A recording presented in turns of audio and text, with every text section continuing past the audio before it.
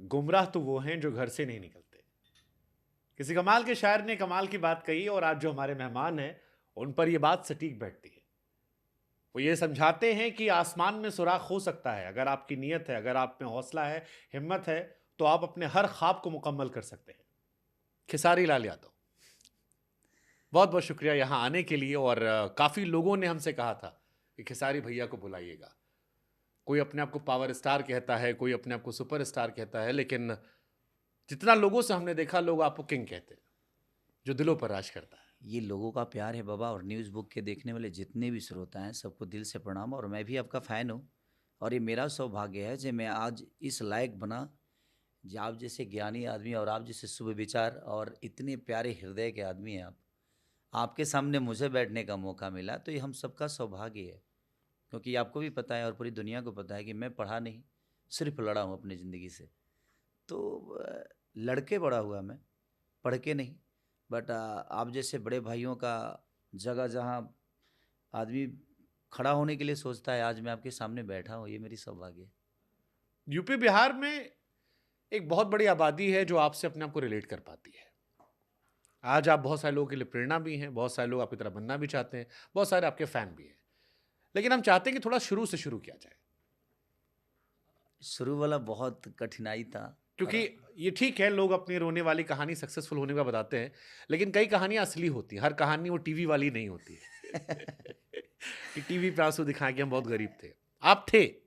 हाँ, कौन कौन है घर परिवार में? मेरे घर परिवार में मम्मी, पापा, मेरे चाचा, जो कि चाचा ने ही मुझे पाला। मम्मी शुरू से पापा के साथ इसलिए रही कि पापा दिन में चना चना बेचते थे। कहाँ पे? ओखला में, संजय कॉलोनी एक जगह है दिल्ली में। तो वहाँ पे दिन में चना बेचते थे, रात को गार्ड की नौकरी करते थे। क्योंकि 7 बच्चे थे, चाचा के 4 लड़के और हम 3 भाई। पहले लोग मेहनती भी तो थे। माँ ने, क्योंकि चाचा की वाइफ हमारी बहुत पहले, चाची मेरी गुजर गई, तो उस समय माँ ने ही सबको पाला और एक जिम्मेदारी थी माँ को। तो चाचा मेरे लिए हृदय में हमेशा इसलिए रहते हैं कि मैं 6 साल के था तब से मैं कमाने लगा। मैं उस समय से गाना गाने लगा, दूध बेचता था।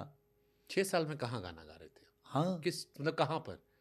दूध बेचता था मैं, 6-7 साल का आसपास था। हाँ। तो मैं टिफिन में दूध लेके हाँ। और घर घर पहुंचाता था। अच्छा। तो वहाँ पे जाता था ना, तो दिल्ली में?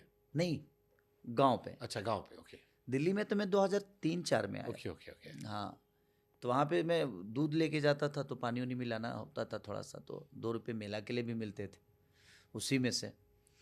तो चाचा शुरू से ही गाय भैंस, हम लोग यहाँ बटैया चलता है, जैसे किसी का भैंस हम बटैया ले लिए हाँ, उसके बाद और कुछ उसके प्रॉफिट बाद देते रहेंगे हाँ उनको भी। प्रॉफिट उनको देते रहेंगे। हाँ। जैसे हम खेत उत लेते हैं। खेत में हमारे, हम भी हाँ, सुने बटैया। हाँ, तो उसी टाइप का हम लोग बटैया भैंस गाय भी लेते थे। तो हाँ। अपनी औकात तो थी नहीं खरीदने की, तो आदमी बटैया लेकर ही जीवन चलाता था।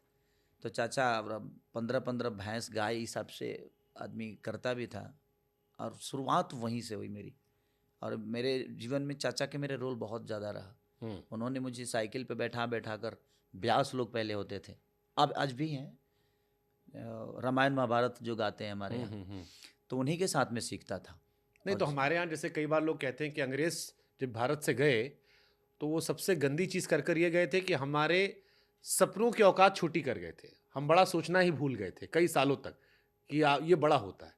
अब खेसारी लाल यादव जो दूध बेच रहे थे, चाचा चना बेच रहे थे, कहाँ से मन में आ गया कि गुरु हम भी बनेंगे सुपरस्टार, हमको भी चाहिए साला फुल इज्जत? बाबा हम कभी सोए ही नहीं, इसलिए सपने नहीं देख पाए। हम तो सिर्फ मेहनत किए। और मुझे लगता है कि मेरी गरीबी ही मेरी सबसे बड़ी ताकत रही, कि मुझे करने के लिए बहुत कुछ था। ऐसा नहीं था कि मेरे पास बहुत कुछ थी, मेरे लिए करने के लिए बहुत कुछ था। शायद मैं आज अगर इस जगह पे पहुंचा हूं तो मेरे गरीबी का बहुत बड़ा योगदान है। क्योंकि मुझे सब कुछ चाहिए था, मेरे पास कुछ था ही नहीं। एक पैंट में हम सब, अगर शादी किसी की होती थी तो एक ही पैंट सिला जाता था। और सातों भाइयों को, कभी छोटा होता था तो बड़ा भाई का है पैंट, तो हम कभी डाँड़ा से कस लेते थे। अब बेल्ट तो था नहीं, औकात तो थी नहीं बेल्ट पहनने की, तो डाँड़ा था हमारे यहाँ। आज भी डाँड़ा पहनता है आदमी। और हमारे यहाँ डाँड़ा ब्लैक कलर की, माँ घुंघरू उंघरू बांध के उसमें सब रखती थी, तो डाँड़ा से कस लेते थे क्योंकि वो ढीला होता था।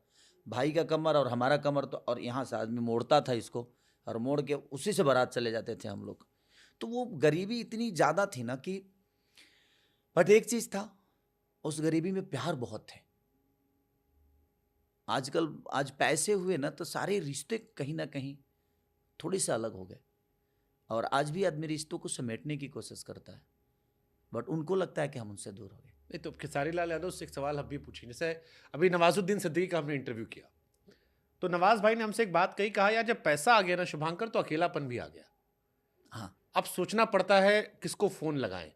जब गांव में रहते थे तो दिन रात पता ही नहीं लगता था, पैसा नहीं था, गरीबी थी, फकीरी थी, लेकिन उस फकीरी में एक रईसी थी। हाँ, अब रईसी में भी एक फकीरी है, एक अकेलापन है। दिखाने के लिए सब है, जलवा है, नंबर है, स्टाइल मारे खड़े हो जाते हैं, लेकिन अंदर से लगता है यार कुछ अकेलापन है, खोखलापन थोड़ा सा अब लगने लगा है। दोस्त यार कट गए हैं, जो आए हैं वो मतलब वाले हैं। ये सब आपको ही फील होता है? बहुत ज़्यादा। एक्चुअली मैं इमोशनल बहुत हूँ, हाँ। तो मैं कभी आज तक दिमाग से कुछ नहीं किया, इसीलिए मेरा दिमाग खराब आज तक नहीं हुआ। हमेशा दिल से सोचा और दिल से ही करने की कोशिश की, चाहे वो मेरे रिश्ते हो या मेरा वर्क या मेरी कोई भी चीज़ें, मैं हमेशा दिल से करता हूँ, ताकि मुझे लगता है कि दिल की हुई चीज़ कोई भी हो ना तो वो दिल तक पहुँच ही जाती है, और दिमाग से कही हुई चीज़ ज़्यादा दिन तक नहीं चलती। तो मेरे कभी भी, चाहे वो मेरे परिवार के रिश्ते हो या चाहे मेरे जितने भी दोस्त साथी हैं, सबके रिश्ते, हमेशा मैं उनके लिए तत्पर रहा। कभी कभी ऐसा भी हुआ जो मैं थकता बहुत हूँ, क्योंकि सोता बहुत कम हूँ मैं, तो कभी सो गया तो किसी का कॉल नहीं उठा तो उसका भी दर्द होता है, यार मैंने उसकी कॉल नहीं उठाई। तो वो है, एक अकेलापन तो है, जाज है सबके लिए, क्योंकि हम सबके लिए मरते हैं ना बाबा, तो अकेला ही फाइट तो करना अभी पड़ेगा दोस्त यार मुझे। ज्यादा है या फैन, खाली फैन फैन रह गए हैं, या मतलब वाले दोस्त हैं? अभी दोस्त यार हैं वो बचपन वाले जिनके साथ ठिलवाई करते थे? अब साथ नहीं है तो कहाँ है, वो भी अपने जीवन चला रहे हैं, वो सब लोग दो दो तीन तीन बच्चा पैदा कर लिया है। हमारा तो दुइये गो है, हम तो जब इस बार गांव में गए तो सबका तीन तीन चार चार गो, सब मेरे से बाद में शादी हुआ, सब तीन तीन चार चार गो खींच दिया है। मैं बोला यार इतनी जल्दी प्रोडक्शन हाउस तुम लोग का कैसे खुल गया। मैं तो अभी चल ही रहा हूँ, क्योंकि मेरा ऐसा है कि बहुत कुछ देखना पड़ता है। तो अब दोस्त सब, कोई दिल्ली है तो कोई पंजाब है तो कोई कलकत्ता है, तो जब हम जाते हैं तो मैं छठ में हमेशा जाता हूँ, क्योंकि छठ में कई सारे दोस्त मेरे आते हैं तो उनसे मिलना होता है। लेकिन लोग मिलने कहाँ देते हैं, वहाँ भी जाता हूँ तो लोग अपना त्यौहार छोड़ के, बलिया से 10 गाड़ी से कोई आ गया, तो कोई आरा से आ गया, तो कोई सिवान से आएगा, तो कोई छपरा से, सब अपने घर के त्यौहार छोड़ के मेरे घर पे आ जाते हैं, तो मैं वहाँ भी ठीक से नहीं मिल पाता उनसे, उनके साथ 10 मिनट टाइम नहीं दे पाता, और मैं जाता भी हूँ 2 घंटे के लिए, 2.5 घंटे के लिए, नहीं तो फिर वहाँ मम्मी पापा को परेशानी होने आप लगती है। बिहार से हैं तो आप लोगों को तो छठ की भव्यता पता है, लेकिन देश में बहुत बड़ा वर्ग है जो छठ की वो भव्यता बिहारियों के लिए नहीं समझता। हम जो टीवी में काम करते थे तो हमारे जो बिहार के मित्र थे, क्योंकि दिवाली छठ एक साथ आती है, तो वो दिवाली नोएडा में रह के मना लेते थे और छठ के समय दिल्ली बंबई से गांव जाते थे। क्या है बिहारियों के लिए छठ, थोड़ा बताइए ना हमारे लोगों को, क्योंकि देश में बहुत बड़ा वर्ग हो जो इससे नहीं जानता होगा। उनके लिए दिवाली बहुत बड़ा त्योहार है, लोग दिवाली में घर आते हैं, बिहारी छठ में घर जाता है। समझिए कि हमारे लिए छठ, हमारे लिए हमारा सम्मान है, हमारा घमंड है, क्योंकि छठ अगर कोई बिहारी है, और मुझे लगता है कि अगर वो छठ के बारे में नहीं जानता या अगर वो छठ त्यौहार भूल गया है, तो फिर उसे बिहारी नहीं होना चाहिए। क्योंकि हमारे संस्कार में छठ जो त्यौहार है ना, वो सबको जोड़ता है। जैसे दीपावली हो गई, हमारे यहाँ त्यौहार ही ऐसे होते हैं कि लोगों को जोड़ने के लिए है, चाहे वो बहन भाई का रिश्ता हो या माँ बेटे की जिउतिया हो। मुझे लगता है कि हर रिश्तों के लिए हमारे यहाँ त्यौहार बना हुआ है, सिर्फ इसलिए कि तू 1 साल याद मत कर मुझे, बट एक दिन आएगा ना यार कि तू मेरे लिए याद करेगा, चाहे वो माँ बेटे की बात हो या पति पत्नी की हो या भाई बहन की हो, तो सारे रिश्तों के लिए हमारे यहाँ त्यौहार बना हुआ है। इसलिए शायद हम अपने रिश्तों को ज़्यादा समझ पाते हैं। तो ठेकुआ खाने का भी शौक है? अरे बाबा, ठेकुआ अब हमारी मेहरारू ही करती है, हाँ। और मुंबई में ही करती है। और मुंबई में अब ठीक ठाक घर है अपना, एक छोटा सा है, तो वहाँ पे अपना पोखरा भी खुनवा देती है, वहाँ पे कोसी भरने के लिए बहुत पर्याप्त जगह भी है। तो बहुत सारे लोग जो गोरखपुर से हैं, देवरिया से हैं, सिवान से हैं, तो मेरे ही लॉन में आके सब लोग छठ करते हैं, तो ठेकुआ मिलता ही है। और मैं यहाँ जाता हूँ तो फिर मम्मी के यहाँ से मंगा लेता हूँ, क्योंकि आसपास ही शूट करते रहता हूँ। तो ये छठ मैया का आशीर्वाद कब लगा, कहाँ से ये हीरो बनने की शुरुआत हुई, कहाँ से गाना बजाना हुआ? क्योंकि कई लोगों ने हमको बताया कि आप कलाकारों के साथ काम करते थे, उनका हेल्पर बॉय थे, और छोटा छोटा बहुत सारा काम आपने किया। हाँ, मैं गांव पे ना अखंड बहुत गाया हूँ। हाँ। हरे राम राम राम हरे हरे, हरे कृष्णा कृष्णा कृष्णा हरे हरे। ये मैं कम से कम ना भी गया हूँ तो 500 से 700 जहाँ भी होता